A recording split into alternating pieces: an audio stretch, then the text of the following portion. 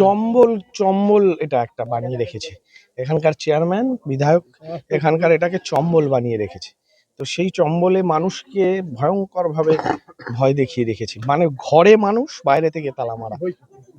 এই ভয় দেখায় যে যাতে কোনো বিরোধী দল এলে কেউ বাইরে না বেরোয়, মানুষের বাড়ি বাড়ি হুমকি। এবং সবচেয়ে বড় কথা যে আমরা দেখছি জানলা দিয়ে মানুষ উঁকি মারছে, তার দরজাটা আমাদের আজকে প্রচার ছিল, বিজেপির এখানে ডোর টু ডোর প্রচার ছিল, সেই আমরা 10 নম্বর ওয়ার্ড, হালিশহর পৌরসভার 10 নম্বর ওয়ার্ড। তাই মানুষকে বলা হয়েছে যে কেউ যেন ঘর থেকে না বেরোয়, মানে এরকম। এটা চেয়ারম্যানের ভাইয়ের নেতৃত্বে হয় এখানকার।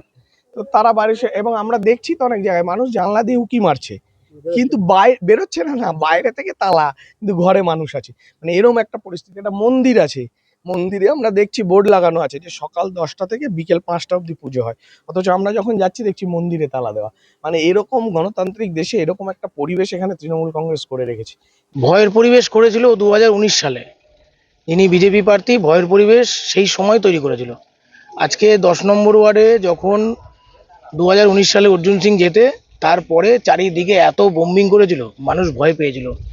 সেই বোম মাস্টার আবার এলাকায় ঢুকেছে, মানুষ তো এমনি ভয় পাবে। বিজেপি যিনি প্রার্থী সুদীপ্ত দাস, তার নেতৃত্বে তো চারিদিকে বোম্বিং হয়েছিল 2019-এ।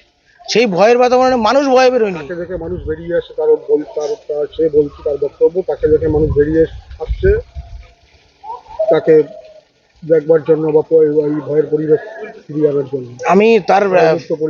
আমি ফেসবুক লাইভটাই তার দেখলাম একেবারে। ওয়ার্ডের আমি কাউকে দেখতে পারলাম না, তখন 10 নম্বর ওয়ার্ডে কেউ বেরোয়নি, তখন 12 নম্বর ওয়ার্ডের 2-4টে বাড়িতে গিয়ে দেখলাম প্রচার করলো। প্রচার ছিল 10-এ, চলে গেছে 12-তে।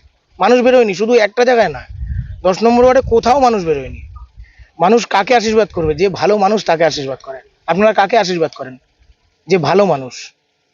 ঘরের